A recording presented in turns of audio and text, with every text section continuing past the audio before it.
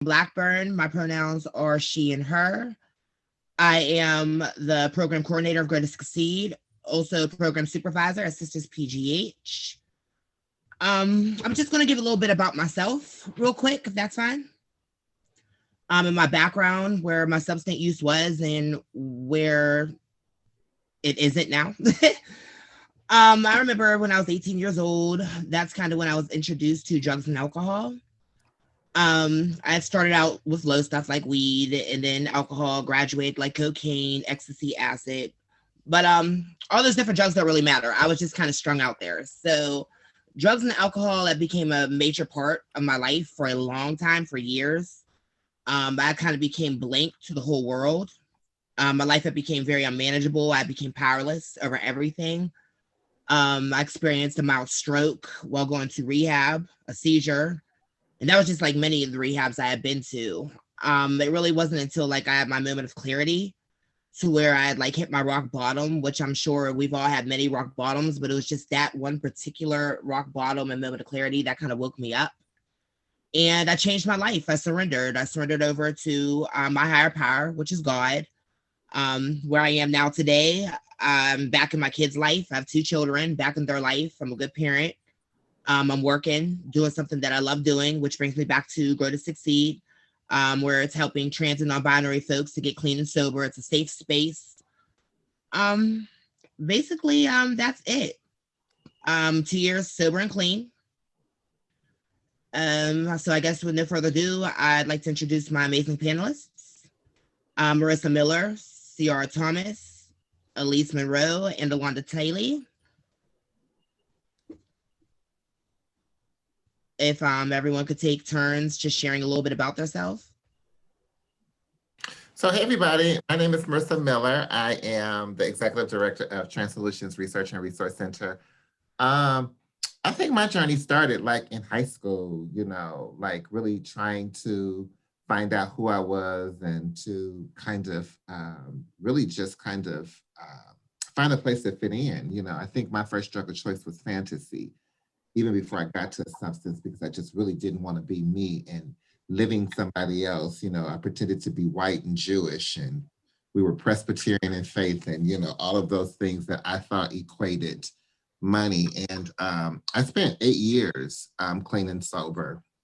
And in those 8 years, I was able to kind of figure out who I was and how to kind of manage my life, you know. And then I used again. And, you know, it's been a struggle. It's been a struggle just, you know, sort of finding that place of peace again. And I think what was most attached to my recovery was a peace. It wasn't the substance. The substance brought me to my needs, but the peace that came with not using kind of raised me to my feet. So that's just a little bit about me. And I'm sure as we continue to talk, we'll learn more about each other. But I'm excited to be with you ladies.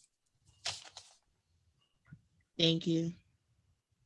Hey everyone, my name is Monroe Alice, and my journey with this new way of life of actually living instead of existing started for me about 2.5 years ago. I was in a very, very dark place, and this was prior to the transition. I'm talking about just as an overall human experience, you know, having gender roles forced at a very early age with structure and a hard discipline. I needed something to numb the pain of the inside and the outside. And I sought many things. I tried many vices, and drugs and alcohol just happened to be one that I liked the most. So like Marissa said, I know that as we continue to have this conversation, more of those layers of that onion will be peeled back, and I'm sure we'll see we are all more alike than different. Absolutely.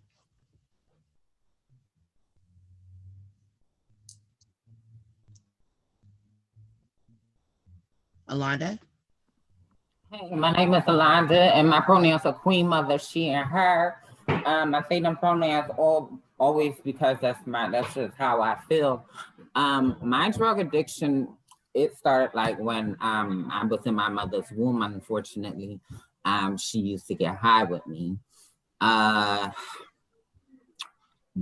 I continued it, and I just had a relapse after having a year clean. Not December, October the 31st. Currently right now I'm in a all transgender house for transgender women like myself, called the Morris Home. And right now, I go back home tomorrow. With that being said, I think what I had to concentrate more on so is the behaviors rather than the drug or the substance itself, and get to the core of things and why the behavior, why I kept continue doing the same thing over and over and expecting a different outcome. So that's why this is what I'm doing now and trying to keep myself busy because like really a leader within my community. A lot of people look up to me, so I put a lot of pressure on myself and whatnot. So therefore, I had to, simmer that down. So, I'll go into details more so, but that's just a little bit about me. Thank you. And that was really powerful to be able to come on here and open up about that. And I totally agree with you when it comes to the behaviors, because that's very important when it comes to recovery, because behaviors can definitely lead you to backslide. So thank you for sharing. Hey everybody, I am Ciora Thomas. I am the founder and director of Sisters PGH. My journey, it started with being homeless, being a young person, being homeless, being around other Black trans women who didn't have resources of recovery, nor were we thinking about recovery in that time. We were thinking about, we were active sex workers and masking, what was going on for that night on a beat. To be able to get through the night was the beginning of my addiction. And it was a journey of many, many years of discipline and understanding that there are bigger things and more things I want to do with my life, and pulling myself out of that. So yeah, that's where I am.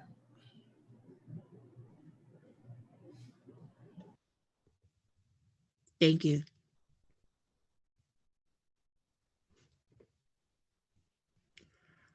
All right, everyone, doesn't matter who goes first, but where do you stand with your recovery today?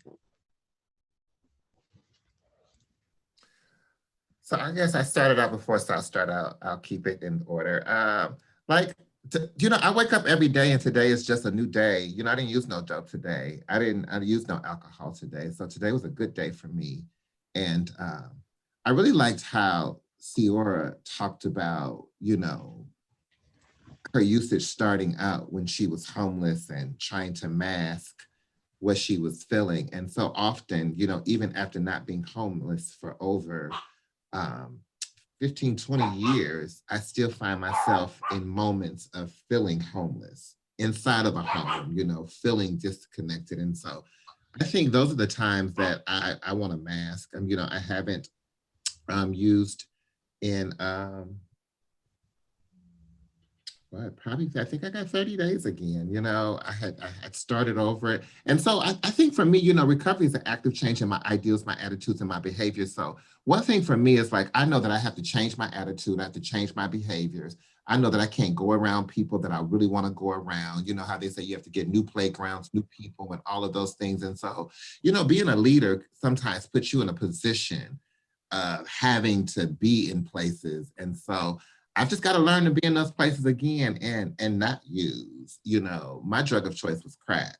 And so my harm reduction is in that particular area. I don't use crack under no circumstances, the alcohol, 30 days ago, we were out for not even 30 days ago for my birthday. And, it's always this thing about a celebration, you know what I'm saying, that connects you back to that particular thing. And so I'm just really, glad that I had the opportunity. I was going to turn it down because I was like, well, listen, I'm not in recovery, but I am recovery because I'm trying to recover every day. And I know that, the only desire for membership is the desire to stop using. And I know that I have the desire to stop using. And so that's why I continue to share my story. I continue to talk about it on a daily basis because I know we only get better by sharing, what we feel. So that's kind of where I'm at today.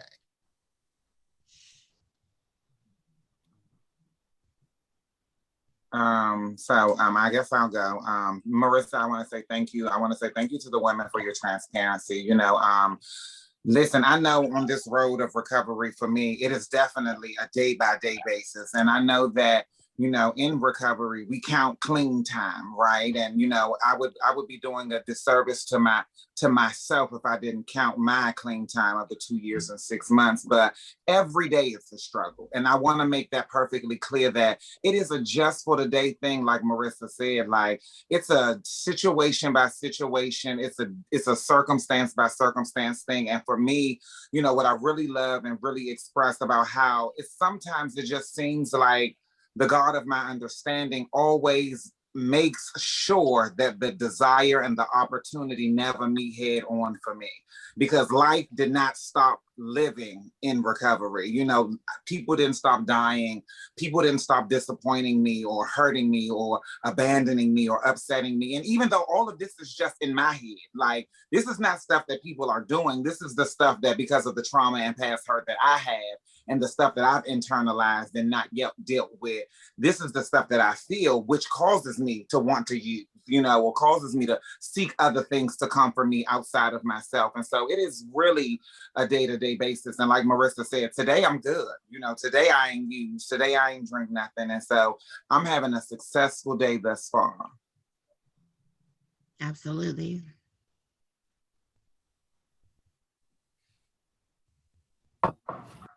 Like it said, like as many ways there are, as many ways there are to the road of recovery, there are many ways people doing it. I hope I said that right. Sorry, I was stuttering a little bit. But with that being said, my problem is, when I do, if I do have a relapse, and when I have a relapse, I feel like, damn, if I'm having a relapse, I gotta go all the way left. And there's no just starting over because I gotta go back and I gotta completely stop. So let me just get this all out the way and go all the way. So it's like, I had to look at other measures because it's like, so I'm reading this book, it's called Above the Influence, and it talks more about harm reduction. Now, I'm not saying I'm going that route, but I just feel like it was better than going all the way left if I ever come across that path again, because of the simple fact that I'm trying to live a different life and trying to do better with myself, because this is where I'm at in my recovery. I'm living day by day on trying to do better with my life, but I don't know what's going to happen tomorrow. Because honestly, I'm looking at my life, like what's been going on in my current, like me being a chronic relapser, me being a continually be a chronic relapser. I'm like, I don't know what to do anymore. I just don't know what to do.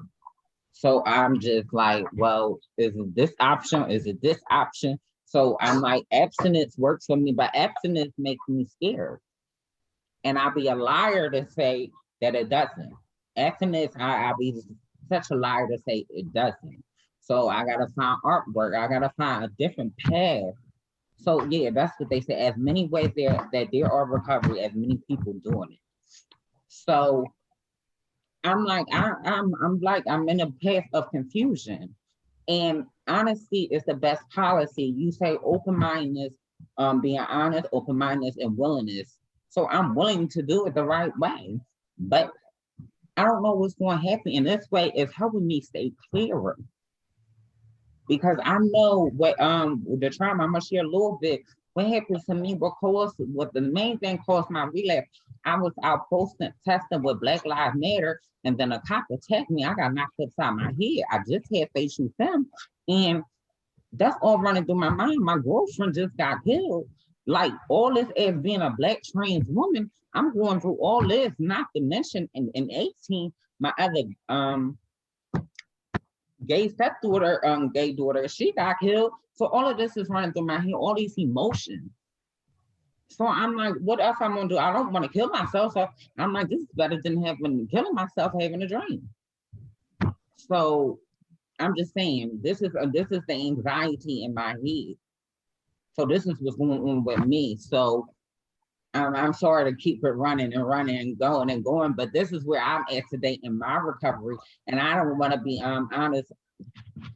The Marsha Miller, I appreciate you being honest like that, because that helped me be honest too. And that's just where I'm at in my recovery. I don't know what to do, because honesty is like being trans is hard.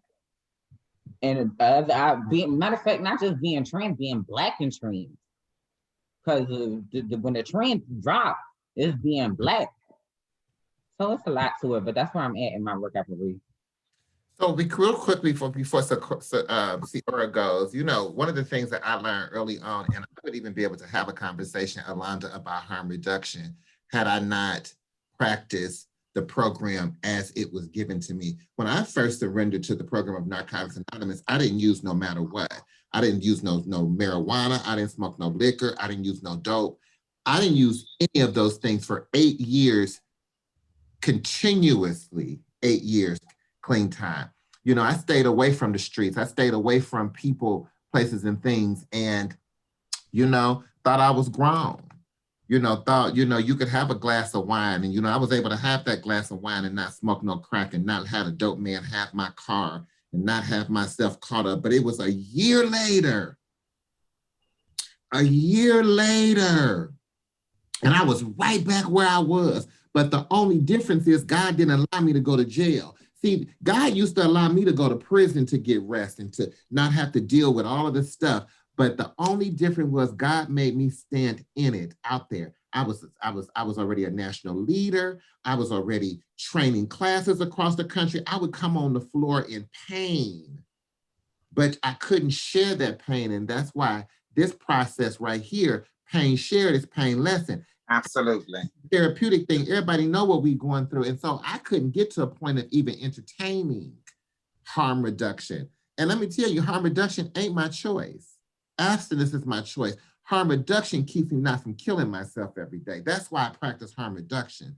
Because if I had my way, I would be practicing abstinence, because that is what 100% worked for me. Harm reduction just keeps me from not putting that gun in my mouth and pulling the trigger and going to get dope every day. So that is where I'm at. But watching ladies like, you know, Black trans ladies like me, you know, not use on a daily basis. You know, I get encouragement from here, Monroe, and all the, you know, all the young ladies that are in recovery and not using. So Alonda, you know, that's all we got today, sis, is today. And whatever happens tomorrow, you know, girl, as long as we use a little bit of what happened today and put some new stuff on it, then tomorrow gonna be a good day too. I love you, baby. You got good energy.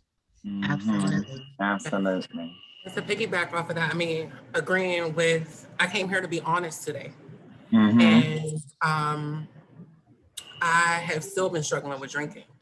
I found myself in a space where being a cocaine user, a crack user, years ago, about almost a decade, some change ago, to where I transitioned into this functional alcoholic, to where I can move around in spaces, and not that I'm like in public spaces drunk and acting a fool or anything like that, but when I'm by myself, right? And I'm in my space of what I thought was, this is my comfort. This is my comfort. This is, I'm not out, and this was me until I got to really, really connect with my sister, Marolyn. This was me in this space, trying to be this leader, trying to navigate in different spaces, when at home, I was falling asleep drunk, or I was waking up in my living room on the floor, and nobody was there to pick me up but me in the morning, where I had to pick myself up and pull myself together. And it's all right, sis. It's been hard. And like Sis said, like not having no one to go to, because people look at us as leaders, or like we're not human, like we don't struggle. So that's where I'm at today. I'm still struggling with it. I'm still trying to pull it together and finding community in that. So that's where I'm at. I guess Love I'll you, go. sis. We I love love you. you. Where I said that today of my recovery, I just want to put it out there. Like, I think Marilla, you was kind of touching base on that time. Everyone, like, I know coming in the rooms with AA and NA, I chose to go to AA, but I've done a lot of drugs. Not bragging about it, not proud of it. But the only reason I went to AA was because it kind of teaches you the steps and it teaches you a lot of principles and stuff. And it just fit with me. But having 2 years clean, to me, there's still a lot with me to be worked on. A lot of people will look at me and be like, oh, you have 2 years clean and that's awesome. And you're doing so good, and yes, I do want to be an example for other people to look at and be like, okay, I want to get there. But I struggle a lot too, every day. And like lately, since we're keeping it honest, lately I've been wanting to use, but I can't. Why I can't use is because I have kids. Why I cannot use is because God put me right where I needed to be in this organization to run this program and grow to succeed and help other people. So I'll be held accountable for that. I can't sit there and go out there and use and then next thing you know, come in and be like, okay, well, only got like a day or two clean. I'll be held accountable for that. I won't be judged. I know the organization, this is PGH will help me, but it's the fact that I can't do that. But that doesn't make it easy. I'm going through a lot of what they call PAWS, post-acute withdrawal symptom, which can last over 2 years. They try to tell you when you get a year clean that, everything's, I swear, whenever my year came up, I thought I was like a prom dress on, walk through the ribbon. I planned it. I had it written down, swear. There was going to be a choir that was going to sing. Share now. I had, I was riding this Super Mario pink cloud and like, right, when I got knocked off.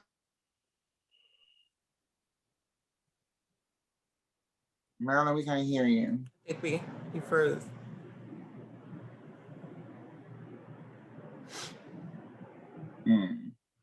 Well, just to piggyback off of what she said, I completely agree. They didn't in these rooms. One thing that I love. I feel like sometimes I want to give up. But I just keep it moving. Sometimes I'll meditate or I'll pray or I'll sing because I like to sing. I'll write a song. It could be horrible, but I will sing it. My voice might not be working, but I'll sing it, just to bring me up. And I try to like prepare myself for future things that's going to happen in life because I have to accept life on life terms. People don't live forever. I know there's family members that I have that might not live forever. How am I going to be able to like my mom, like if something was happening to my mom, what am I going to do if something happened to her? Am I going to use, I just try to plan ahead. I don't try to think of negative things, but I try to keep it very much in reality on how can I handle this stuff. And it's just one day at a time, keeping my faith, finding what makes me happy, even if it could be running across the room, just acting goofy, making a crazy face. People look at me like she's crazy. No, I'm trying to keep myself from using. I'm trying not to use, so that's kind of where I'm at. But I'm struggling a little bit, but I'm gonna get through it. And that's all I have to say about really where my recovery stands right now. Love you, sis. I just wanted to say one thing off of that really quick. I think that's exactly it. Marissa said it earlier about the reality and fantasy thing. And, really for me, that was the biggest thing. I lived and existed in this fantasy world. And, oftentimes I always found myself so quickly saying what I couldn't live through or what I couldn't go through without coming out on the other side clean or still sober. Like, oh, if my mom died, I would definitely listen. Oh, if my child died, you ain't saying nothing but a word. If I lose my job or if any of these things, if life on life's terms happens, then I already had an scapegoat. But honestly, that was me already planning my relapse, because see, what I know to be true is that life is going to continue to show up and show out with or without my permission. And that don't just necessarily mean the stuff that I like. That don't mean all of the accomplishments and all the dreams that have reawoken that I've been able to accomplish or even be headed in the direction of. That means the bad stuff too. That means that the stuff that makes me uncomfortable is going to happen, because the natural order of things is that my mama's supposed to die before me. If God's plan really happens, the God that I serve, if it happens the way that it was intended to, that's what's supposed to happen. You know, people are going to perish, you know what I'm saying? But I am a woman of belief, and that keeps me today believing that everything that happens to me happens for a reason. And I got to know that anything that I can go through, I can grow through, but I have to be honest first. I got to be honest. That's the first thing. I got to be honest. And I want to touch base with that. I'm so glad you said that, because like it is so true, because the disease of addiction, it is a disease. And it is a very much of a spiritual warfare when it comes to that. And that is, like you said, sit or think about, is this going to happen to my mom or my kids or something? That's the addiction sneaking up on you. That's what it's doing, is it's trying to get in your mind, trying to convince you like, okay, we'll start thinking this way. That way it already has, whenever years from now, if it does happen, it already has its escape route in your mind. This is what I'm going to do. Instead of trying to get rid of that, instead of like trying to say, okay, this is thinking and get away from that kind of thinking, you know, and just let life go on life terms, then it will be okay. But that is definitely the addiction trying to speak to you, trying to already plot its way on making its way back into your life. So I felt that, Monroe. I definitely felt that.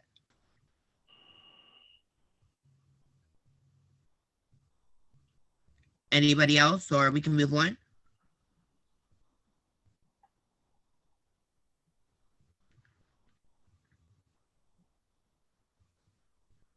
I don't think we answered the last question that was up. Oh, I didn't see a question. I'm sorry. No. It was, yeah. What made you seek recovery? A new way.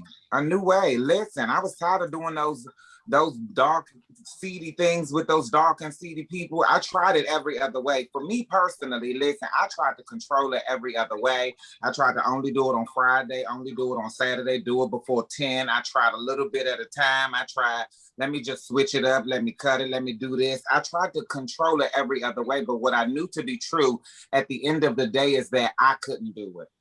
And that I really had to take a look at my story, because the same person that I run to when I run into some big trouble that keep getting me out of it got to be the same person that's going to continue to keep me going in this new journey. Because like they always say, if you want something different, you got to do something different. And I was tired of doing the same thing, expecting a different result. I was really tired of, you know, continuously living in that perpetual cycle of the chaos and confusion, praying and hoping that one day somebody on a white horse would happen to swoop in and save me. Or in my Pretty Woman fantasy, Richard Gere was coming for me, honey, and we was going to do this whole shopping spree and, you know, just all of those things. And that's not what it was. I was really chasing a casket, and I knew that at the end of the day, I ain't really want to die.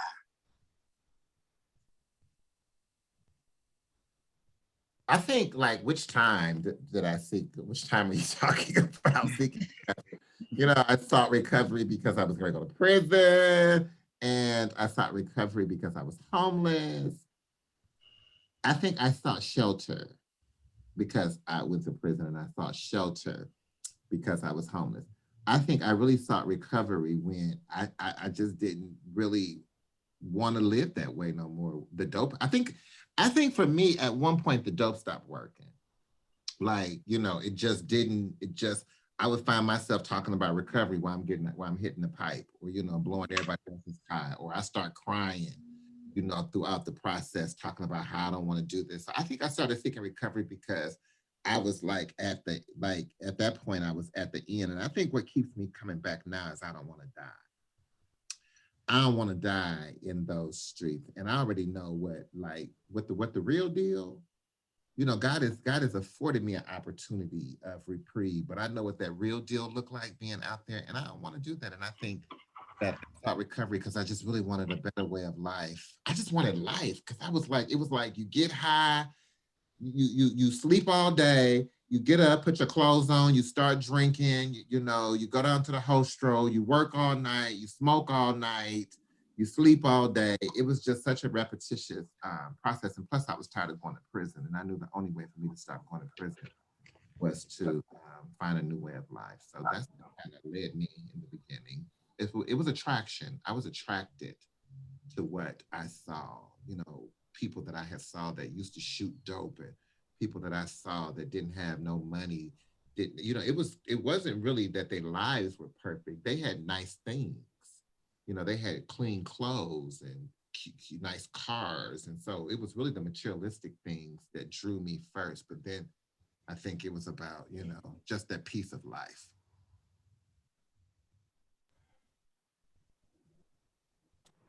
For me, I want to keep living. Um, I want to keep thriving in the space that I've created. And I don't want to miss out on that, right? I don't want to miss out on my life and what it could be in the future, and finding a space to actually be honest with myself about what was going on. Because I think I always looked at it like, well, you ain't smoking crack no more. You ain't sniffing cocaine no more. So you all right. Drinking ain't gonna really, that ain't nothing. That crack was that was the demon on your back. That was the one like about to take you out. And when I'm in the emergency room, whole dehydrated from drinking so much, and they're putting IVs in my arms, and they're telling me, girl, you're drinking too much and you're not drinking enough water with the alcohol. You're hurting your body. It was a wake-up call of acceptance and understanding I'm human like everybody else is. And I deserve to feel that rather privately or publicly, and be that. So that's where I'm at. That's where I'm going in this journey of recovery.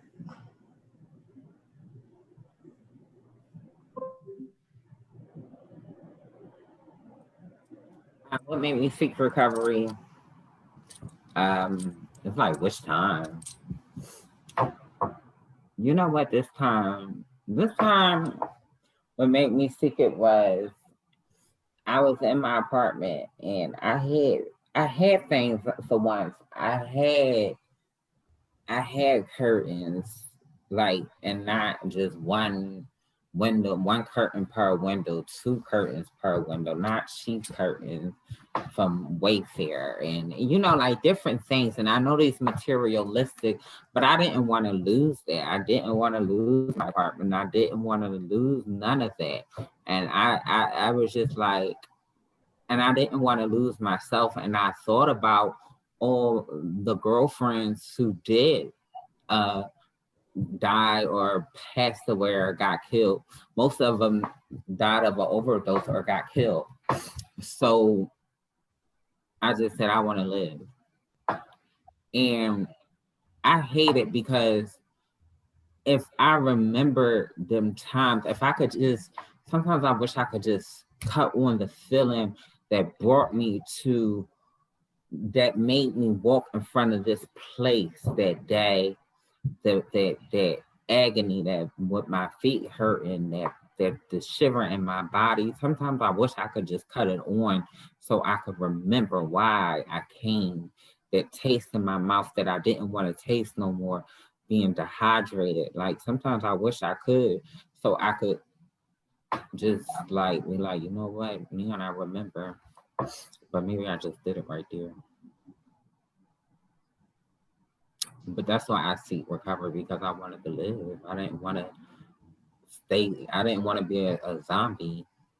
I didn't want to walk dead. I didn't want to, exactly, a zombie. I didn't want to be a zombie no more. I knew it was a new way of life. I knew it was something new.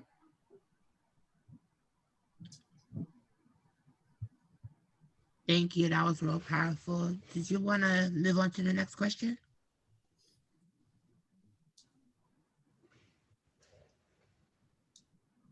During active addiction, I can't see what that whole thing says.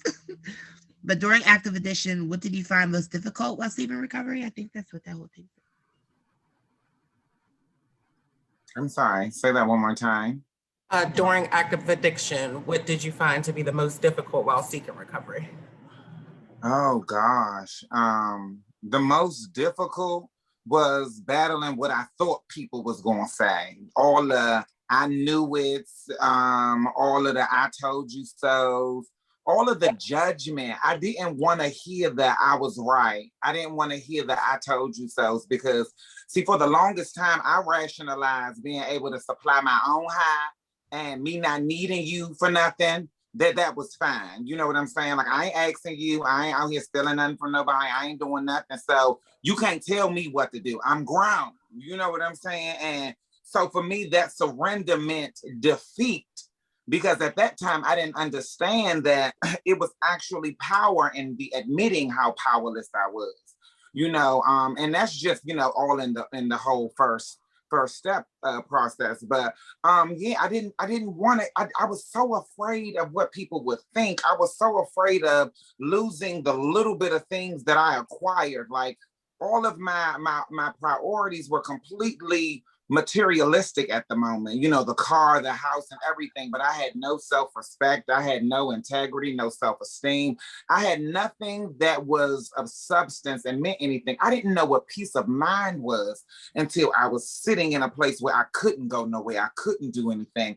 I didn't know what none of those things really was worth until I was stripped of everything. And so for me, I was scared of what not only people would think, but what I would potentially be losing. Absolutely.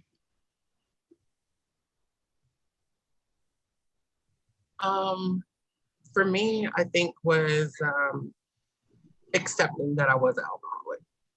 I think that was the hardest part for me, because I looked at it like, I worked all day, I'm gonna come home and have a drink.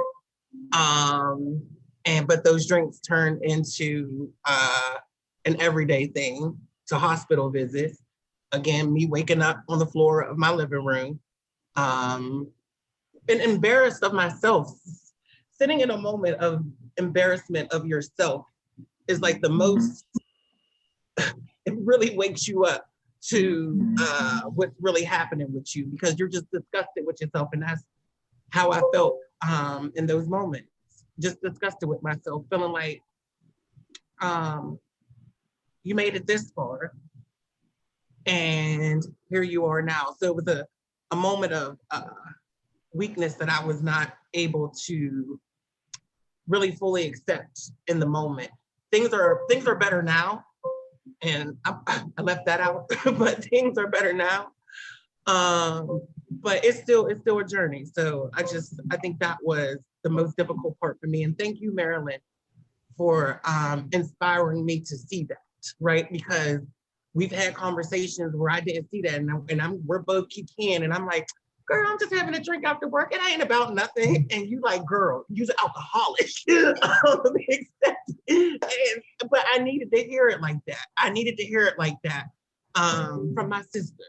And to be able to move in a way that is affirming to this journey of recovery. So thank you. You're welcome. Absolutely. I don't know. I think that, like, when I first started, like, I think the biggest struggle for me was thinking about I ain't gonna never be able to use for the rest of my life. I think at that moment when I was thinking recovery, I was thinking about the rest of my whole life. And then I was always different. I was always more feminine before I transitioned. And so I always was worried about, would they accept me, in the meetings, or would they accept me in treatment, or, everywhere else they don't want you around, unless you're sucking dick. But are they gonna want me to be a part of this particular union? And so I think that's what was most difficult about me seeking recovery, about just trying to figure out if, like, I fit in. And once I got there, I realized that, like, it's the same way as in life. Some people you like, some people you don't like, but the common goal is everybody is, like, trying to recover. So yeah.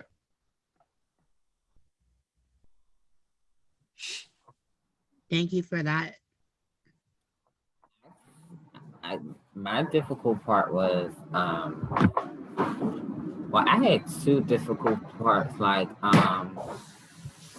one was the staying in just for today and thinking ahead, like, especially around the summertime, like, what I'm going to do when I see my friends drinking or using and stuff like that. Like, what I'm going to do when such and such smoking weed, or when the boys come over and they want to smoke weed at my apartment, I'm just going to be corny and say no and being popular and stuff. And then another thing, like, is saying, damn, they're going to say, damn, Alonda, how many times you going to need this program? How many times you going to need this help? Like, what's wrong with you? I thought you could handle it. I thought you got it. Like, how many times? You always seem all right to me. Like, every time I come here, everybody be like, I didn't even know you was doing drugs. They said, I didn't even know you was doing crack. So it's always hearing that, always hearing them negative comments and stuff. So that was always the difficult part for me, like always hearing something.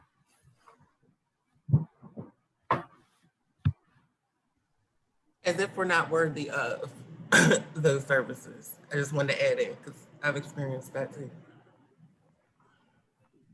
Not to mention my anxiety on top of it.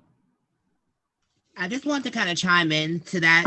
Just you know, how I relate to that. That's kind of like what made me want to do this, like moving forth with, like, you know, certain like stuff I want to do while being sober and clean, was to have like a program and do a program to help trans and non-binary for a safe place to be. Because, you know, you can look in the NA and AA books and there's nothing in them that's like just strictly for like trans or non-binary folks, and it isn't uncomfortable. You know, I have two home groups, two AA home groups, and, you know, I haven't really came out besides to my sponsor that, hey, guess what, I'm transgender. And it's like the quarantine came, and it's like, okay, when I go back to these meetings, it's like, you know, I'm feeling better than ever. So it's like I'm gonna have to, like, I'm not ashamed of myself, but I have to open up about that when I do a lead, like, because that's who I am. But the fear of being judged, you know, so that is hard when seeking recovery, is like, where do you go? So that's kind of why Grow to Succeed's here. And, you know, I have a really big, you know, vision and mission for this program to help the community. We can move on to the next question. Thank you, everybody.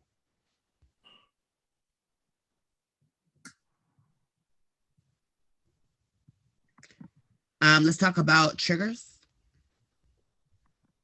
Like I said, if I stand, and I know that I can't do it, I mean, and this is probably crazy, I have to manage relationships. Relationships are triggers, not just intimate relationships, but platonic relationships are triggers. The other trigger is, you know, low self-esteem, when I'm feeling really, really, really low about myself. Which is, you know, happens more than people assume it does for people. And like, you know, the definite triggers for me to be around the party. I can't be around the party. I can't expect to be in no settings where no bag of dope is being passed around, where no crack smoking is going on.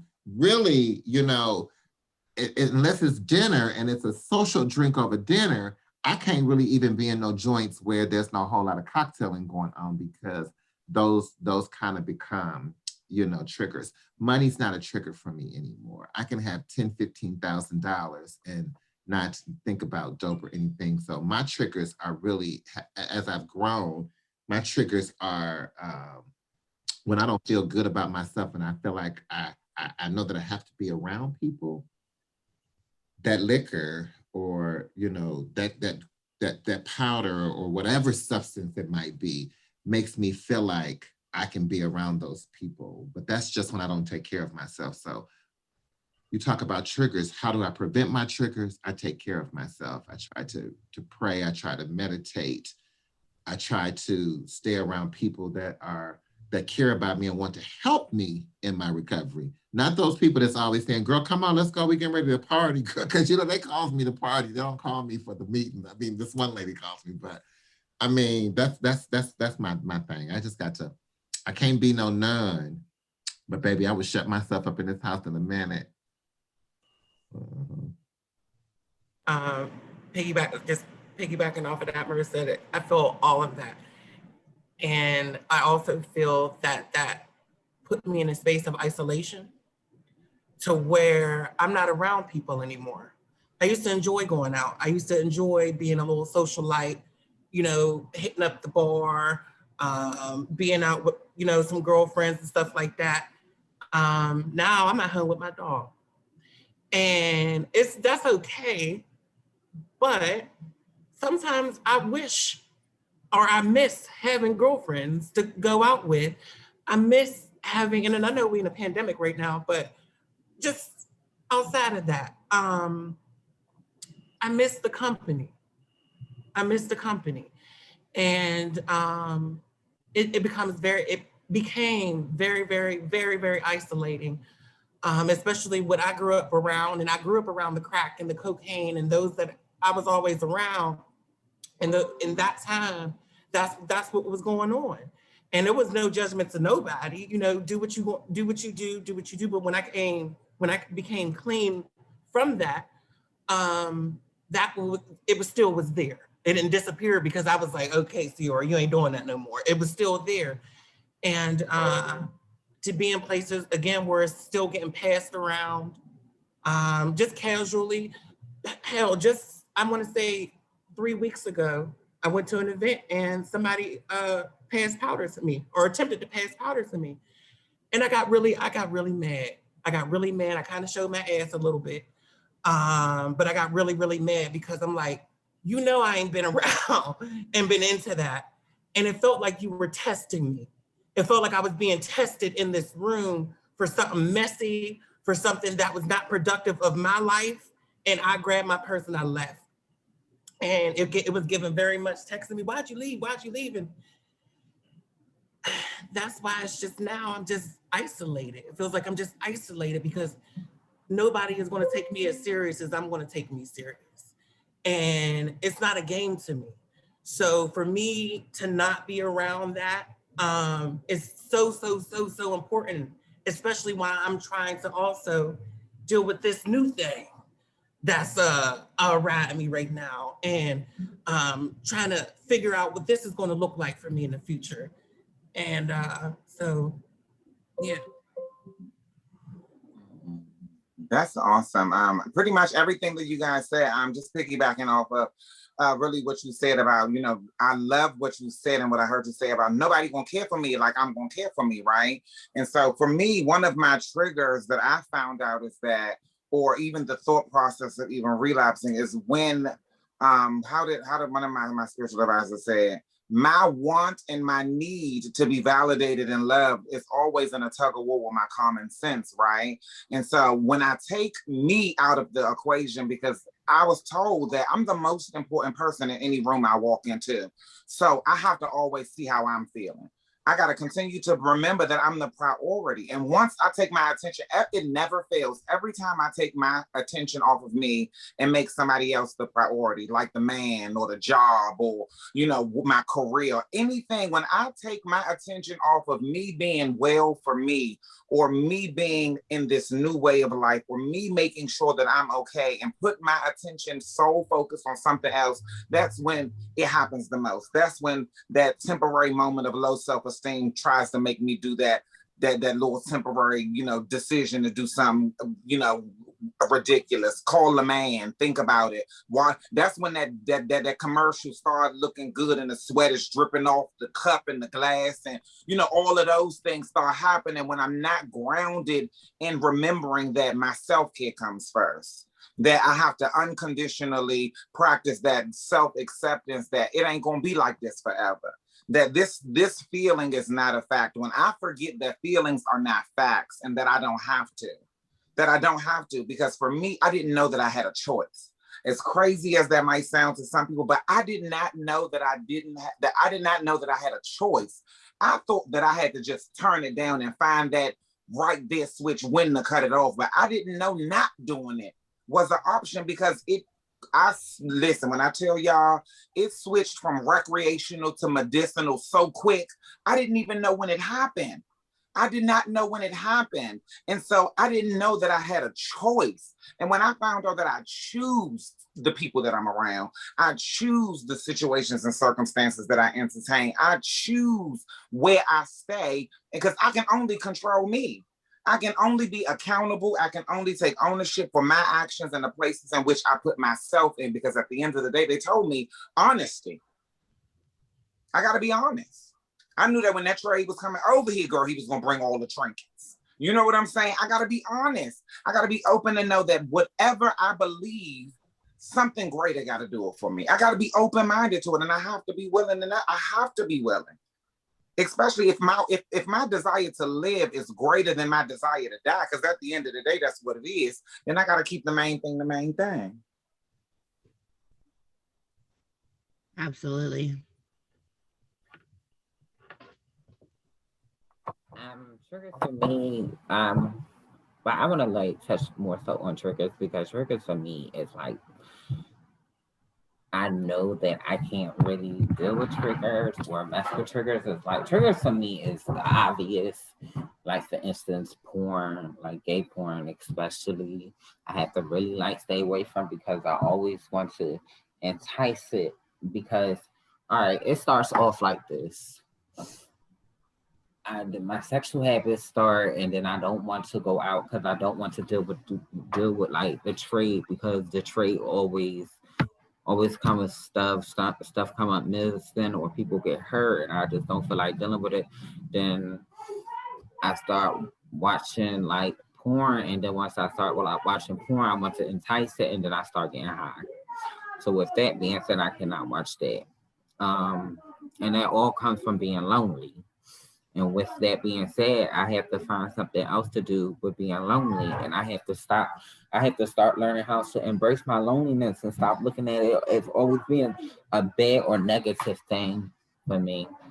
Because loneliness, just because it's looked upon as being bad, doesn't necessarily have to be a bad thing, because it can motivate me and whatnot.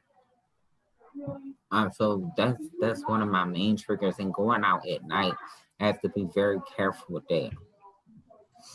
And going around clubs, and like a lot of my friends or a lot of the people I used to associate with, it's like from the ballroom scene community, and I have to definitely stay away from that, because me being around them alone, I always feel like I have to have my guard up, and me always having to have my guard up, I the only way to relax is to do some type of narcotic or drug or something to calm me down or to get me going.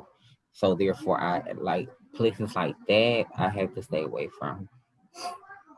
And then also another trigger for me is that the exact opposite is isolation, because I begin to take myself away from people. And that starts, and I don't want to be around nobody. And then before I know it, I'm doing other things, and I'm inviting the wrong people into my life. So I'm really starting to mess up and whatnot. So a lot of things can be triggered for me. So that's why I got to keep up like with my therapy and just continue on being honest with my with with people around me, and use my support system to the max, because if I don't, then I'm doomed to repeat. That's definitely really powerful as far as like the sex part. That's it is, because sex does play hand in hand with addiction, because you think of it like when you're using and like you're having sex, like sex always plays a part when it comes to using, no matter if sex work, whatever you're doing, it always plays hand in hand. And like then you get sober and you're meeting up, you still want to be able to be sexually active with people, we are human beings. And so when you're trying to like find somebody, or if you're just having sex with somebody, temptation comes along. Definitely if they pull out a drink or pull out some weed or whatever, you don't know where it can come from there. I've had it done, and I tried to just run out that house as fast as possible, So that is definitely very important to remember, is like your surroundings in with men, just men. Like you got to be really careful. If they don't know that you're in recovery, let them know.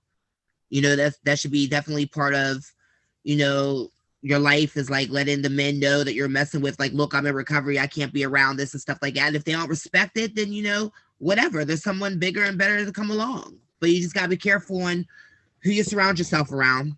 But I definitely feel you, Alonda.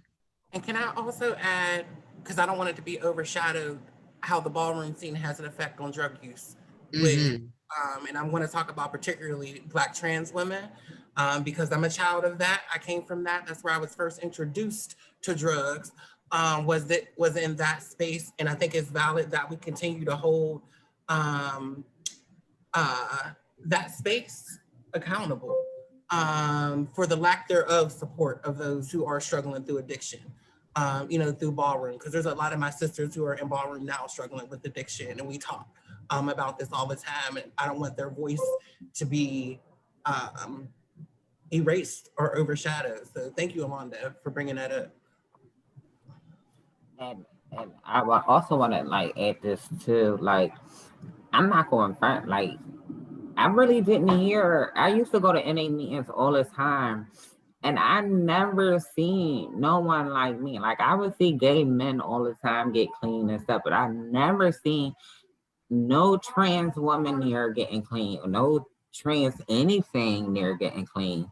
And it would just be like, well, who I'm going to get to sponsor me? A man, a woman, like who? I don't see it. I don't see it. And then when I share and I start to talk, and I begin to talk, and I say that I'm trans, you get all these looks, and oh my gosh, and like it's like you become a show, and it just become networking, or you got people meeting you to come to the bathroom. I had a boy standing by the bathroom and meeting me, and I was in my early recovery, and it was tempting, but it was like, no, I'm not here for that. And then you got the women, oh, you look extra cute and stuff, and like it's like, this thing get out my face. Like, I'm not here for that. And it was like, and then when you go back out to the girls, it was like, you didn't see that. Like, every girl I knew did some type of drug or drunk some type of something. And that's how every girl I've seen, like, now I'm finally just starting to see girls who are actually staying clean. And most of them live too far away from me. So that was a really great point, Alonda. That was a really, really great point, because that was the thing I didn't see either. I didn't see any, and I didn't know nothing about none of that, and so I was confused too. And I'm just grateful that, there were one or two that through the grapevine people, reached out to, and there were people here in DC that had made those type of, movements of staying clean and staying sober for a period of time, because somebody got to set the trend. Somebody has to be the person to be that example and be that. And I'm glad that there was somebody that did it for me, so that I could have someone that I could identify with. Because it was cute them saying we all addicts and but y'all don't know our walk is completely different, And so I'm so grateful that I was able to have somebody that I could connect with on being a Black trans woman and knowing exactly what it was like, and not only knowing what it was like, but that have paved the way for me to be able to even exist in this space in Washington, D.C. So I'm grateful for that, and I think that everything that you said, that was really, really powerful, because this right here, Marolyn and Sierra, what you guys have created is creating the platform and the space for people like us Black and brown trans women, to see that that it's happening, that we are recovering, that we are taking it one day at a time, that we are struggling, that people in all of these different walks of life and power positions and, just many different things are going through the different things. And yet we are more alike than different. And, like they said, it's something. We are being that power of example right now with us in this visibility on this platform. There are people that are watching or that will be watching, that will see you, that will hear your story, that will hear your experience and relate to something that you're going through in your right now that might be there tomorrow, and say, because she got through it, because she was able to continue to press on, and because she was able to take it one day at a time. Because a lot of the things that I always get when I start telling my story is, you too? You too? I thought it was just me. And it's in sharing, like Marissa was talking about. Pain shared is pain lessened off you, but that's how we realize that the ties that bind us together are stronger than those that will tear us apart. Mm-hmm. To be honest, like, I had it in a family group, and my last sponsor, she was of the LGBT. She was of the L of the community, and she, she put me in her sponsee family and stuff, and whatnot. But it was just like, oh, we accept you, and it was like, uh-huh. But it was like I just didn't believe it, because one time one of them said, like, we had a sponsee meeting, and one of the members in the family was like, the women need to stick with the women and the men need to stick with the men, because I put out I was trans. So that's like one of the slurs they use to let us know who should be with who. And it was just like, dang. And then one of the other, and she, mind you, she was of the L too. She was a lesbian too. And it was like, damn. So it was like, even here where I come to vent and I come to belong, I'm getting ostracized for being who I am. So where do I go? Where do I belong? So and it's in those instances right there. Excuse me, I'm sorry, but it's in those instances right there that you have to remember that you're the most important person in the room, and that you among six. This like waiting in the emergency room. You among six people. Ain't nobody out there, no doctor. You among the sick trying to get the help. Now, a lot of people ain't gonna be honest when they get back there and see the doctor. You got to think of it like that. Some people still are dealing with things that they're not ready to reveal in that honest, open-minded, and willingness part. And so you have to continue to keep the focus on you. You have to remember that you're the most important person, and you got to get what you came to get because your life depends on it. And it's easy to trust. Listen, I stand 6'3", 300 and something pounds, baby. So when I pump in the door, it's always something being said, you know what I'm saying? But I know that if I ain't getting honest for me, and if I'm not focusing on me, then I'm gonna be the one that had a problem. And I'm gonna be the one. The way that I bypassed all of that is I came in the rooms and I told everything. Yeah. People would have to tell me, well, Mercy, you might need to keep that for your sponsor. I would say, well, no, I'm not going to keep it in a sponsor, because just like you got high, I got high. Just like you had pain, I had pain. But I would share that I really had a good experience coming into the rooms of Narcotics Anonymous. Back then, it was, my first experience in the rooms of Narcotics Anonymous was in 1993. And so when I came to the rooms, they was like, oh, good, because I had been around the rooms forever because I was a booster. I would come up to the meetings and I would come around areas and sell clothes and all this type of stuff. So they knew who I was, and they was just so glad that I had stayed. Because it was like, I'm at a meeting and they were like, well, where my dead name was Marolyn. Where Marolyn? And they'd be like, well, they gone back to prison. And then I would be out and they shopping, they gone back to prison. And so for me to come and to be visible for 8 years by the same people. And I was the only girl in my sponsee family. I had all sponsee brothers. And I tell you what, my sponsee brothers, they was gonna fight somebody about their sponsee sister. And so I think like listening to people, and then I'm gonna tell you the other thing that was really good in our area was we had a LGBT NA meeting. And so in that, us was there. And so that was my home group. And so when I went anywhere else, I was I was in somebody else's house. You know how you at home and then you go visit somebody. So when I went somewhere else, I was visiting, and I anticipated maybe, I've always allowed myself to be a learning curve. Because of the positions that I've held in life, I've always allowed myself to be the learning curve, so people can, they're gonna say he. Well, no, it's not he, it's Marissa. So we do recover. I guess that's the essential thing. Absolutely, we get past them. So yeah. All right. Did you want to move on to the next question?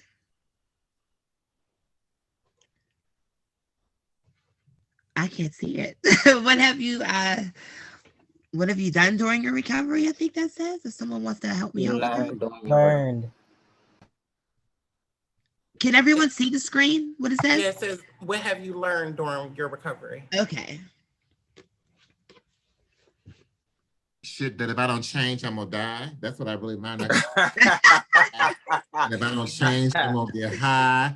And if I don't change, the boy's gonna take my shit. If I don't change, the boy's gonna keep doing. If I don't change, the boy's gonna be driving my car. If I don't change, the boy's my car. That is what's gonna happen. Listen. That's what's gonna happen if I'm not careful. Yes. Yeah, you know, it's what am I continuously learning? Because I learn new things about me every day. Listen, the more that I don't, the more that I find out about me, you know, and when they talk about the lost dreams awakening, that is so true. And then I find that I start gaining back all this memory that I remember when I did this and I used to like to do this. And now remember that time when, because I swear, I thought I had like something was wrong with my brain because I ain't never remember nothing the night before, 10 minutes before. And so like, I started learning these new things out about me. I started like literally surprising me. Every day I surprise myself with how strong or how brave, and not even just about being Black in America, because that's some strength right there, but then being Black and trans and, you know, really learning the woman that I'm becoming and the likes and don't likes and what I'm willing to accept and tolerate in different areas of my life and my insecurities and my inadequacies and embracing me and loving me. Like, cause there ain't nobody else's job but mine. As the woman that I'm becoming, I've learned that I'm responsible for all this over here, baby. All this big body and all this I got going. I got to take care of all this. This ain't nobody else's job but me. Mentally, physically, emotionally, spiritually, and every day I just learn a little bit more about me, and I learn how to love me in a functional way every day, just a little bit more. Well, what I have learned is it's always to share where you at and to be honest. Because if you don't share like where you at, like you're not gonna get the help that you need. You're not gonna get the help that you need. Definitely not. You're gonna get some other type of help, or if you don't open your mouth, you're not gonna get fed. Basically, you gotta open your mouth and let this disease die in the light of exposure. I had to learn that too, and keep reading the books. And no matter what you do, no matter how many times, as long as you can keep coming back, you know that relapse is not a part. A relapse is not a requirement, but it does happen, and that like they say, clean time. I'll be forgetting sometimes. Sorry. Clean time doesn't count, or something like that. Clean time don't equal recovery. Recovery, yeah. Yeah, clean time doesn't equal recovery.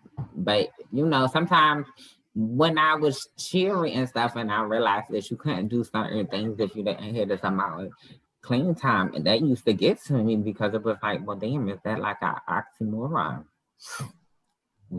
So it was like, but that's, like you said, that's the disease nitpicking. Trying to say, well, maybe you need to go do something else, try something else.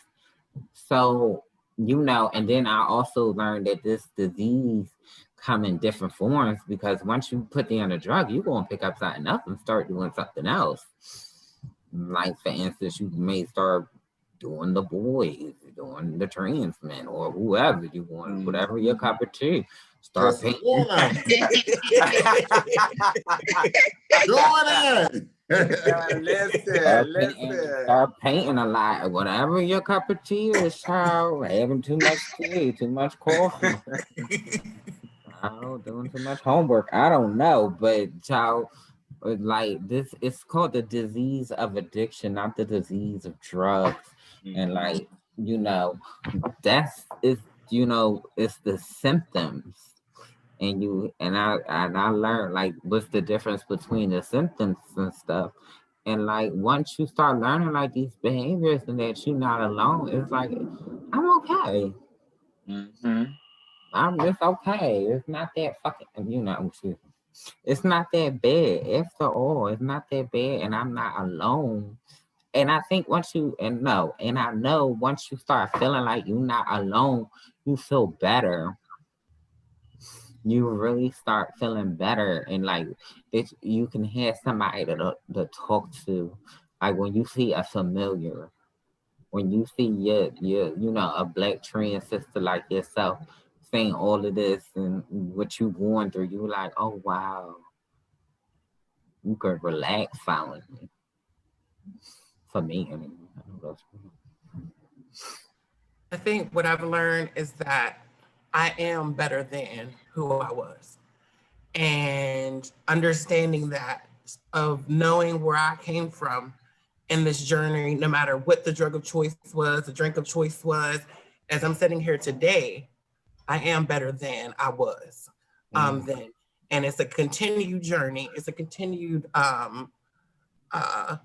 journey of learning myself, learning what is going to be me 10 years, 20 years from now, and being ready for that. Being ready for that and understanding and feeling and knowing that I have community around me. Whenever I feel like I might relapse, or whenever I feel like things are not enough around me, I have community around me. I can call all of y'all. Y'all can call all of each other, and we can have community with each other. So I think that's the most important, and something that I've learned. Like Alonda said, we ain't alone.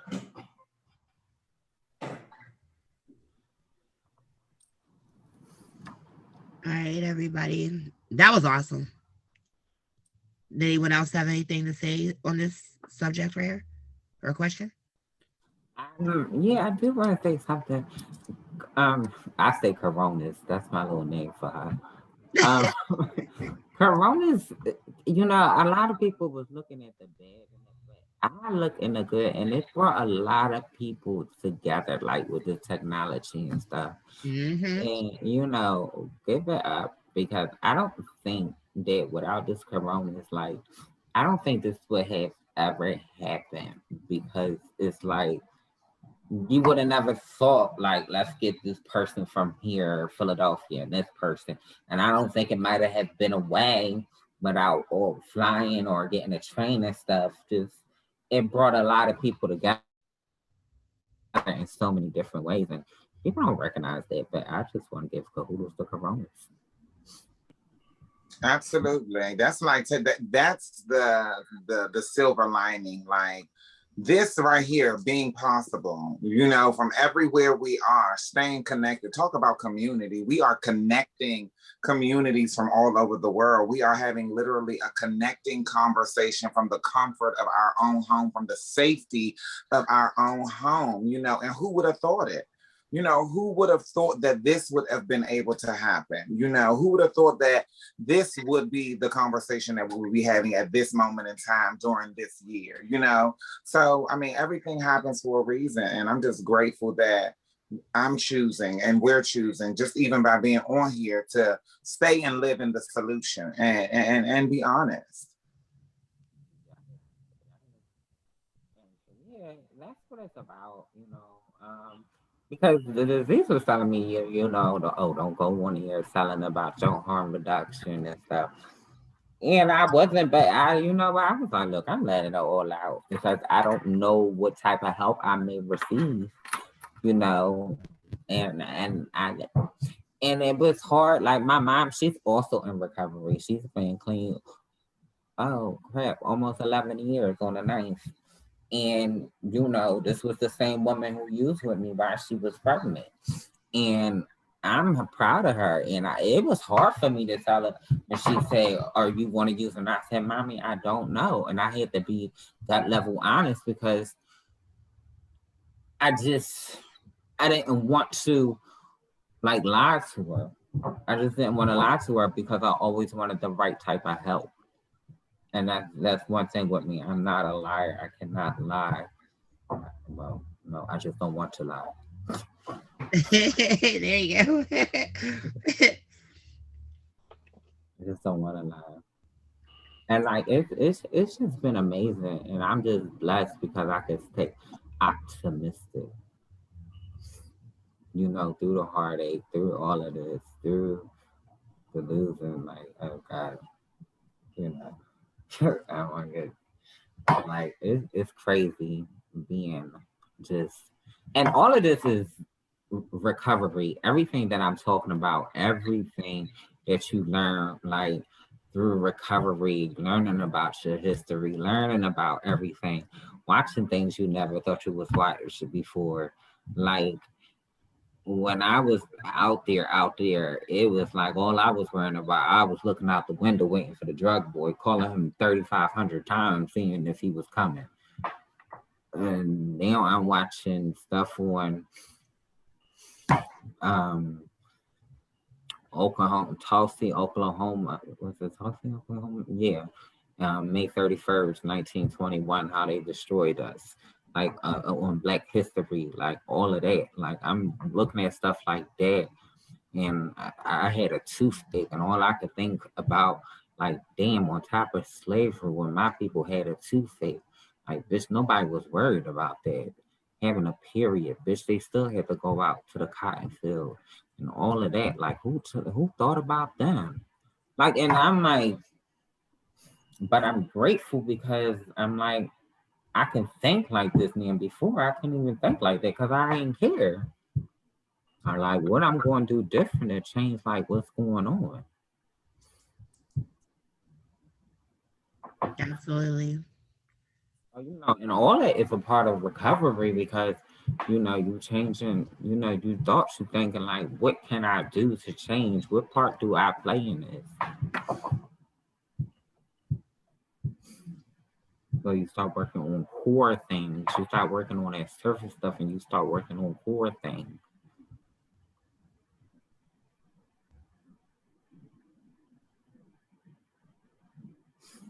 All right, can we move on to the next question?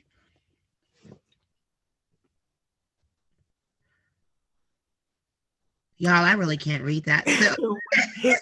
I'm waiting for it to pop up because there's a delay on the thing. I'm just keeping it real. I can't. What have you accomplished since recovery, personally or professionally? Man, I have used I statements. Mm-hmm. I have opened the doors to an organization in Pittsburgh that never existed before. I have created a space for trans and non-binary people to thrive instead of survive in our city, in our county.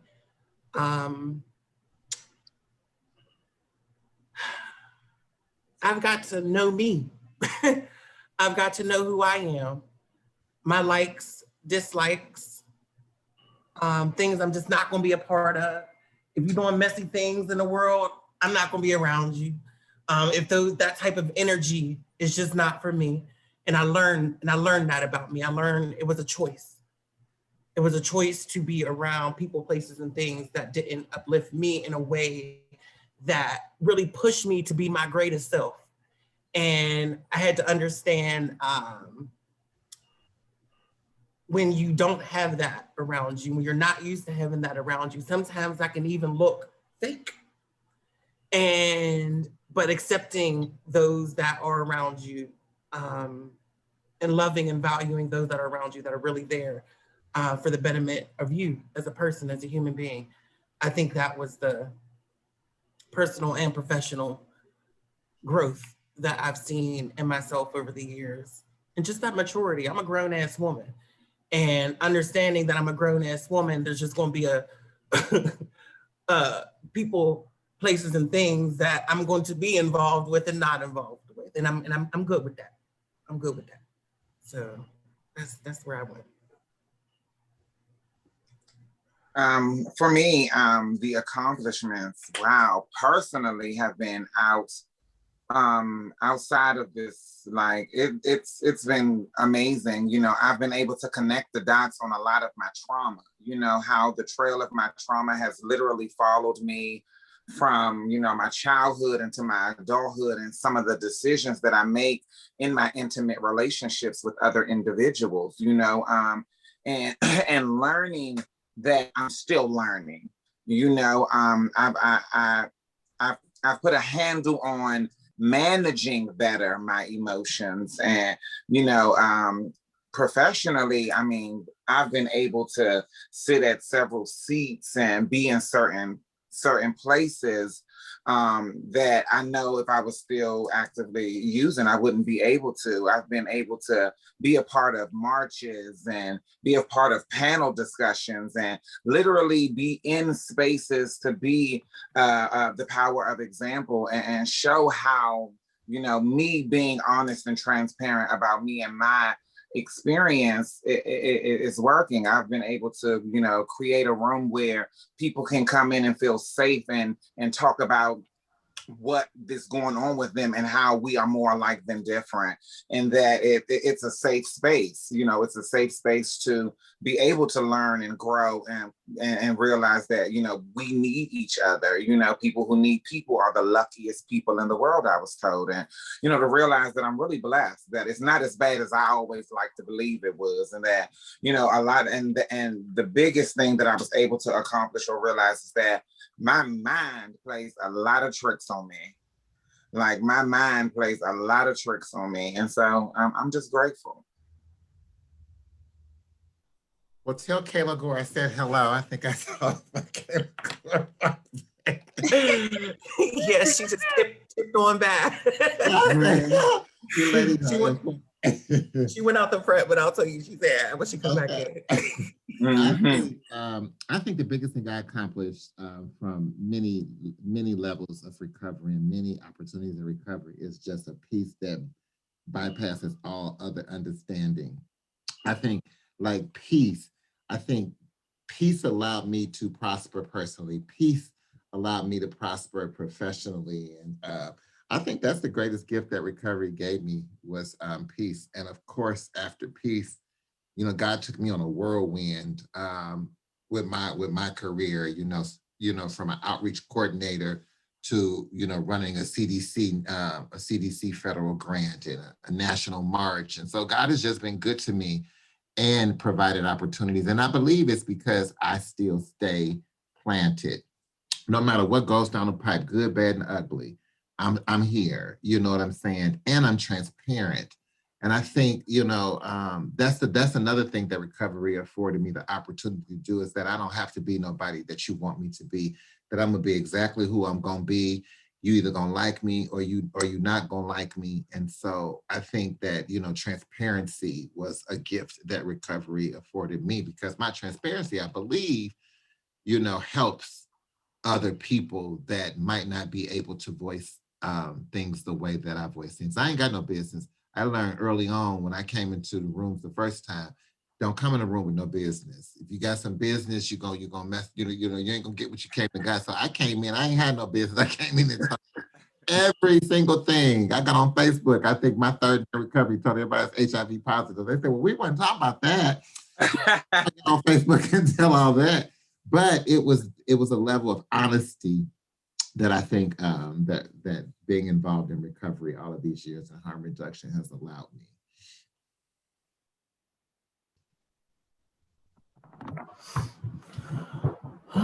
Well, I've accomplished a lot. I graduated this program the first time. I got my own apartment. I started to enroll back into school. I started taking college courses to earn my high school diploma. I'm going to get half of a bachelor's degree once I complete it. I've been able to just really learn how to talk to people the right way. I'll get more bees with honey than I do vinegar. I also accomplished a lot of certificates. I can't name them all. And someone just, I forgot, I think Monroe said it. I've been able to participate on a lot of panels. And also I do public speaks, like at the Philadelphia Trans March I spoke. I spoke at one of the marches, the Sisterly March for Dominique Romevel's. I've been doing a lot. I've been doing a lot of work. you know, you know, and a lot of people love me where I'm at. So I have a purpose. I realize that I have a purpose and I'm going to live. I told Kayla you said hi, Marissa. Yeah, hi, Hello. I was like, is right here? She pushed me out the room. Don't be Hey everyone. I guess I'll go. I'll answer that question.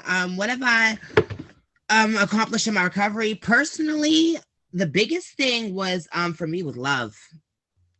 Love, like just loving me.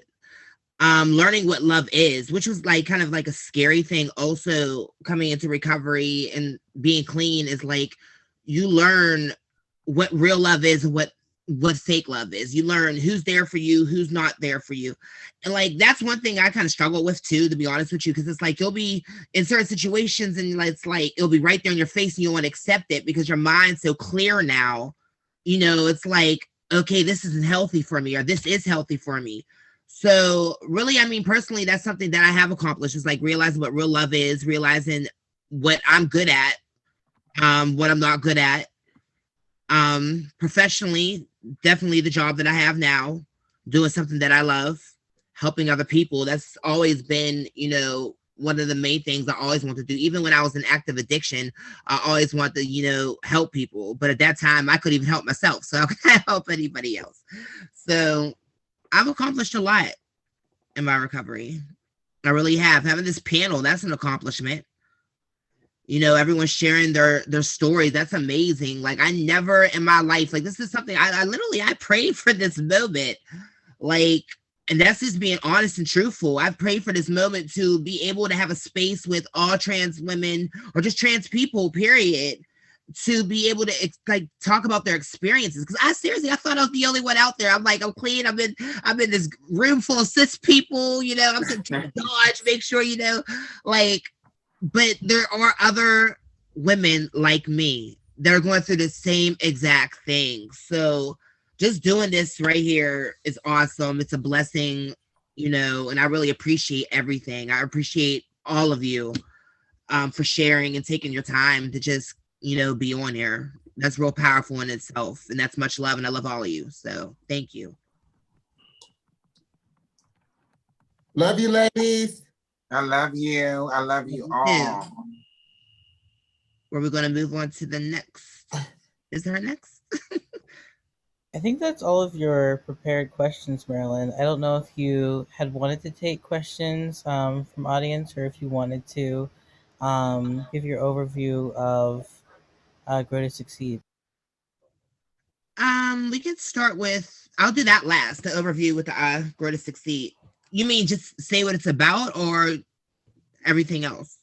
Yeah, you have a couple slides at the end that's for giving an overview of Grow to Succeed. I don't know if you had wanted to open up the space for audience questions or if you wanted to leave it at the prepared questions. Well, let's just is there anyone that has anything like else to say? Any questions that anyone has or anything that you want to discuss, like a topic of discussion about anything before we move on to something else? I don't necessarily have a topic, but I just wanted to, you know, be honest and really share for me that, you know, a lot of it, you know, I heard someone say about the not being alone part, you know, as a Black trans woman, for me, honesty, you know, like right now, and the right now story is that that's something that I really struggle with quite often, you know, with the fear of being alone, you know, whether that be intimately, you know, as in, you know, a relationship or friendships or, you know, career wise or anything like that. Because when they told me that this was a new way of life, you know, they didn't tell me that the people, places, and things that I would have to give up, not just once, but on a daily, you know, or that there would be multiple times where I would have to give up some people or not be in some places and not be able to do some things because sometimes it seems easier to do it the other way. You know, if I could be so honest, you know, in this room with you guys, you know, sometimes it seems easier, and I want to be very clear to the person and the trans people and my siblings who are watching that sometimes, you know, the disease of addiction will tell you that it's easier to do, or that the come up is there, or, you know, all of those things are possible, and it's not, you know. That's for me what it really has been, you know, and I have to continue to remember my story because, see, everything with life showing up on its own terms in this whole last couple of 24 hours that I've been able to stay clean and sober is that I barely made it out of that 24 hours clean. I barely made it out when, you know, when the job came and went, or when I was attacked by those guys, or when I was discriminated against, or when I was in fear of my life for just being Black, and then you add trans to the equation. Like, I barely made it out because those feelings felt so unbearable, you know, but just holding on. And even if that's minute by minute or hour by hour, hell, even if it's just second by second sometimes, it's okay. It's okay. Give yourself a chance. And I didn't even know, and I'm not going to cry, but, you know, and I want to continue to really keep saying that because I didn't know that I had a choice. As crazy as that sounds, I really thought that that was the only way. I really thought that survival sex work was the only way. I really thought that me having to do those things, and like I said, in those dark, seedy places with those dark, seedy people doing those dark, seedy things, I thought that was the only way. I thought that the way that I was existing really was the only way. I thought that if I could just find that switch or that level where it's enough and not go over, it would be perfect. And that was so unrealistic. That was the fantasy that I was existing in.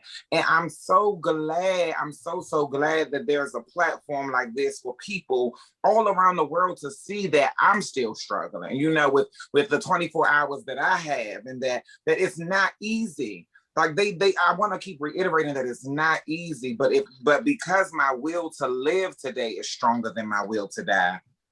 Because at the end of the day, that's what I was chasing. I had my death on layaway, like they say. I was chasing a casket, like they say. All that stuff.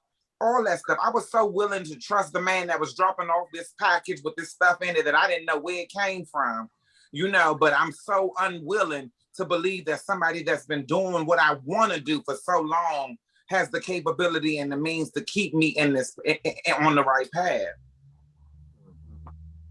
So just give yourself a chance. Absolutely. I know a thing that's like real hard with like recovery too is like, and being trans, like specifically, is going through surgeries. Like I remember when I got my top surgery done, girl, let me tell you, because I really had to reach out to my sponsor and my higher power, God. I had to, you know, like talk to him and talk to my sponsor. And, you know, it was like a conversation surrounding, okay, is this a relapse? No, it's not a relapse. What would be a relapse is if I start taking this medication more than what I'm prescribed. See, that's where the addiction. Yeah. That's where the addiction will sneak in and try to tell you, oh, you feel a little more pain. You know, that chest is hurting a little more. Go ahead and take a little bit more. Yeah. That's all it takes. You have to be prepared for the unguarded moments. Mm-hmm. So, you know, I knew that those pills would be in my, you know, my progression. So I gave them to my mom and let her hold them. Mm-hmm. You know, let her give them to me. She was playing nurse because I knew if those were on me being on opiates, that's where it all started. Like it started with pills, then with the heroin and so on, crack cocaine. But it's like those pills being, it sets you back. It's like a reminder and a wake up call, like, hello, you know, here I am, you know, take one more. So that was really hard for me. You know, I got other surgeries coming up. So preparing myself for the unguarded moment. And that's where it comes to being trans and being in recovery. That kind of like, that's real different because, and I'm not like bashing cis people, but I'm saying they're not sitting there in one big room saying, well, I'm getting my titties done, or I'm getting my vagina done, or I'm getting right. They're not doing all that because they're, you know, it's just not. So for us to be able to sit and talk about that and be able to hold each other up for when stuff like that happens, know that we have a number to call, you know, that's powerful. But that's just something I want to speak on because that is definitely rough, is being in recovery and being trans and having surgeries done. And, to look in the mirror and be happy with the person you see on the inside, you want to match on the outside. That's really hard. That's a toll on your mind, and it's a really emotional experience to get to where you want to be and where you feel comfortable, where you feel safe. So, yeah, that's about it on that. It's funny that you mention it because I remember, like I said, when I got my facial film, and I had took all my perks and everything, and then the doctor didn't want to give me more, and I was about to go to the drug board and get some more perks because I was in so much pain. And I called my sponsor, and thank God the drug board didn't handle more because she told me that, if you would have got there, then you would have relapsed. And I was like, but how? I was in pain. But she said the doctor didn't prescribe them. And I was like, but it was like, I don't know. I just felt like because I was in so much pain, but I was happy that at that time, I was happy I didn't get them because, I didn't want to. That wasn't my goal, but I was in like a lot of pain. And yeah. So with that being said, it's really hard because the doctors don't even understand how much pain you go through and whatnot. And when you're saying like a lot, especially here in Philadelphia, like a lot of times people lie and say, "Oh, I'm going through this so much pain," and like I could bear pain, so the doctor wasn't understanding like. Well, if you saying that this is him, why you're not crying? Because I learned how not to. I learned how to bear pain, but like it was hurting like all around the mouth area and stuff and whatnot. And that thing was like really, really hurting. And the doctor didn't want to give me no more because he knew that I came from where I came from, but like it was like seriously hurting. Oh yeah, so yeah. Absolutely. Anyone else? Oh, I look at the doggy. Hi, doggy. That's Simba. Hi, Simba. Hi, Simba. Hi, Simba. I love him. That's what that is. Simba, you got anything to share for us?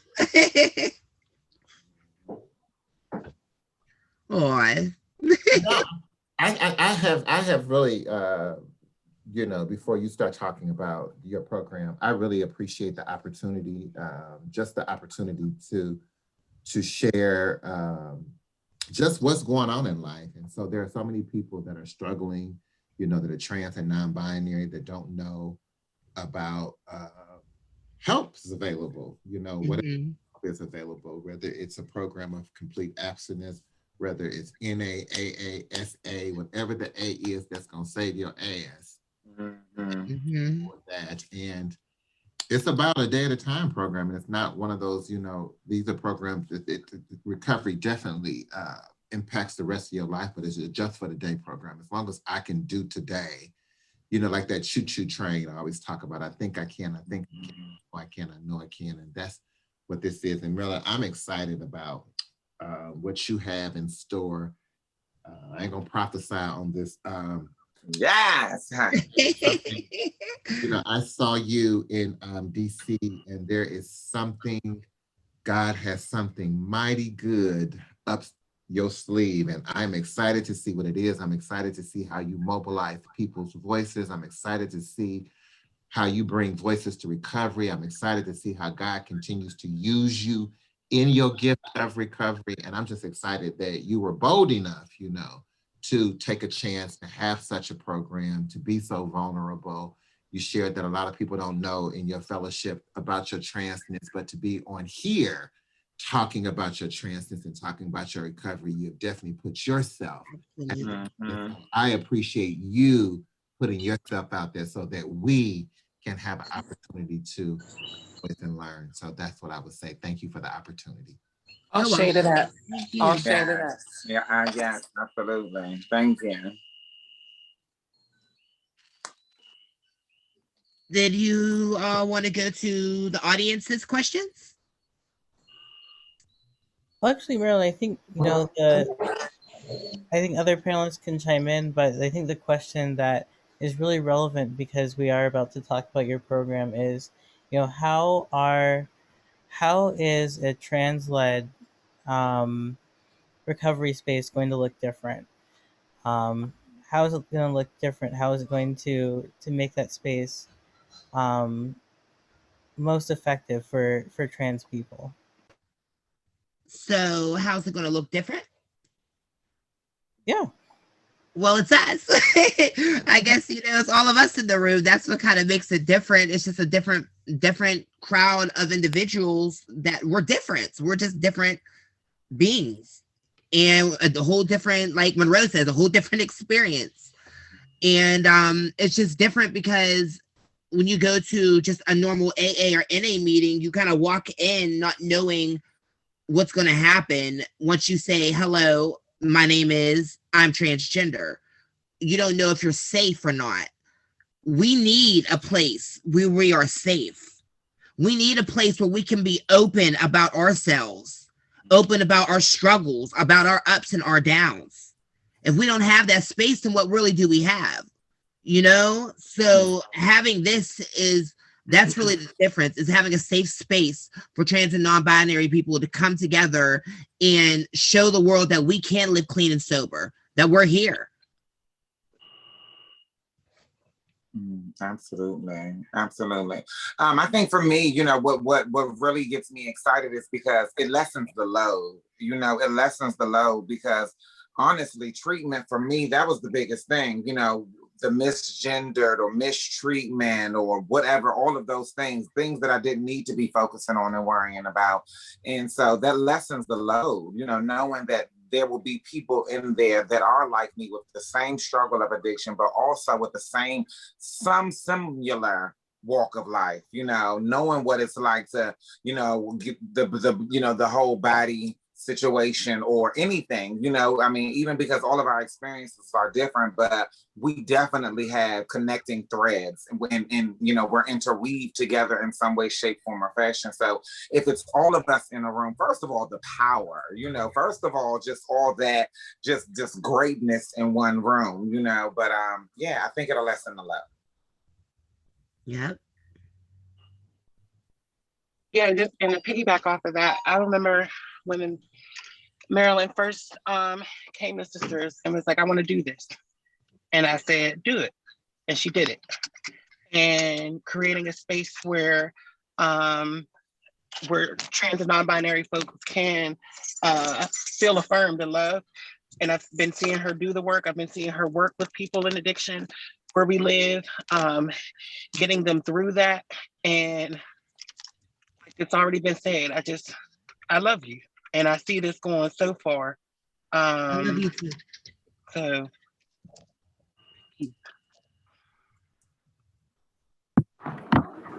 I love you too. Thank you so much.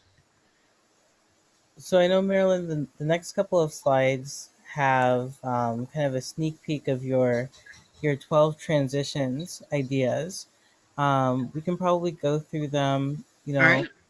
relatively briefly, but this will give people an idea of what you have translated the 12-step idea into your own creation. Mm-hmm. Mm-hmm. And I just want to also put it out there because I know that, being in a fellowship at AA, this was not taken, words were not stolen. What it basically is everything that it says as far as the 12 traditions, but it says right there, it's based on the 12 traditions, is the 12 transitions. And it's something better for us to understand and want to read. Because I know a lot of us get scared when it comes to either spirituality or certain things like that. But this is kind of something comfortable for you to come into and read and see if you like it. But I really think it will help.